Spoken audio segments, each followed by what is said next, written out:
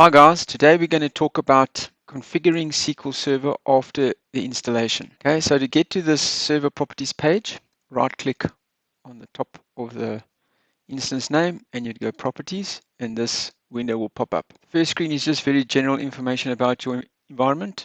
You can find the server collation here is probably the most useful information and maybe the memory, how much memory you have on your server. Okay, so now we're going to go through each of these tabs and discuss them. Let's do memory first. You have a minimum server memory here and you have a maximum server memory.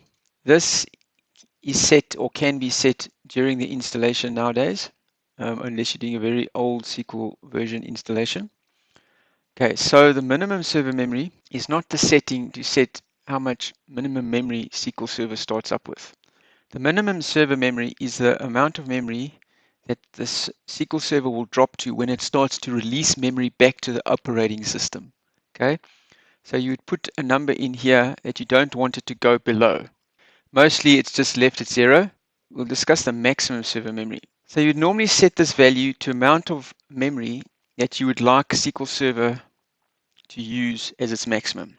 So what does that mean? So it means that as SQL is working and it's loading up data from the disk, it stores it into memory. And it will keep it in memory for as long as it can until more memory is demanded or more pages are read from disk and there's no more space in memory. It will then throw out the oldest data that has not been used for a period of time.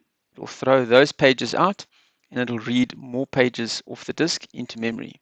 So it will always keep a maximum amount of pages in memory as to what you specify here the size to be.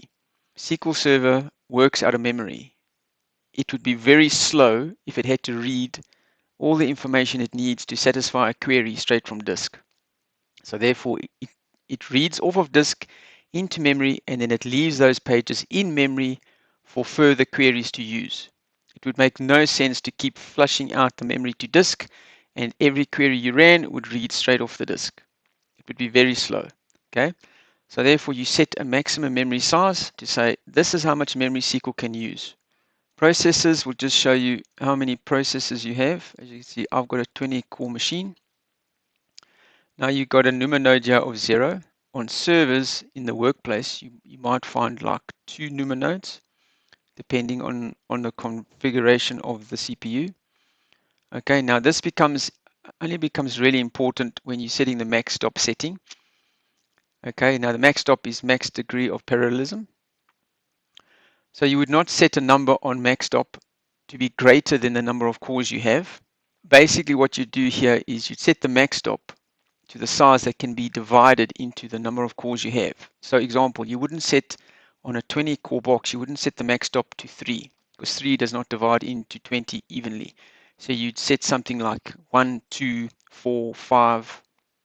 And then if you have 2 NUMA nodes, you divide the max stop into 1 NUMA node evenly to make sure that you don't cross the NUMA boundary. So if I had a 40 core box, I wouldn't be using 8 either because 8 would cross the NUMA boundary because you'd get 8, then 16, then it'd become 24, and then it would cross that NUMA boundary. If you do cross the NUMA boundary, just be aware it can create performance problems.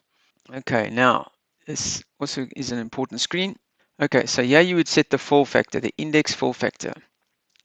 It's by default 0, but a fill factor of 0 means that it's going to make sure that all the indexes are packed as tightly as possible. There's no free space. However, as soon as the environment starts working and you start doing inserts into those indexes, it's going to cause a lot of page splitting.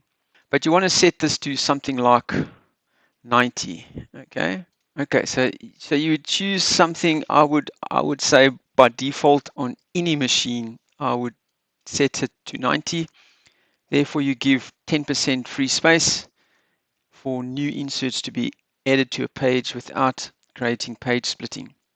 Okay, so start with 90. If you need to go down further, maybe 80 or 70 is a better number for your environment. Then here you can set up a couple of other items. I would recommend that you tick compress backup on by default. Now default database locations. Okay, so normally you would set this up on a server that the data files would go onto a data disk. So you'd have a path here to a dedicated data disk, and the same for a log disk. As you can see, this is a desktop machine, so everything's on the C drive, but you would set this up. You'd set this up on installation, but if you wanted to change it here, you can change it here. Just remember, it requires a restart of SQL to take effect. Advanced tab. So yeah, you can make a couple of settings here.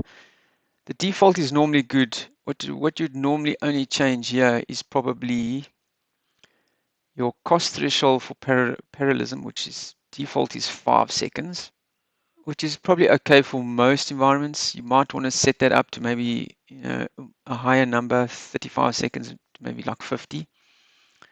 And then your max degree of parallelism is where you would set it here. As you can see, that's 5, which I set during the installation. By default, this is always 0, which means you're telling SQL to use as many cores as it wants to for any given query. Okay, and then there's one more thing you would probably need to set up on a server.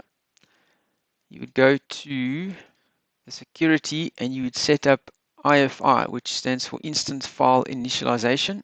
Now you've got a couple of options here that you can set on a server or a machine. The one you are looking for is this one, Perform Volume Maintenance Task. It sets the IFI. So you would add the account that SQL Server starts up with. My machine uses the normal default account, so it's in there already. So if you have a dedicated account that SQL Server starts up with, you would add it in here. Hope you liked the video. Have a great day. Cheers.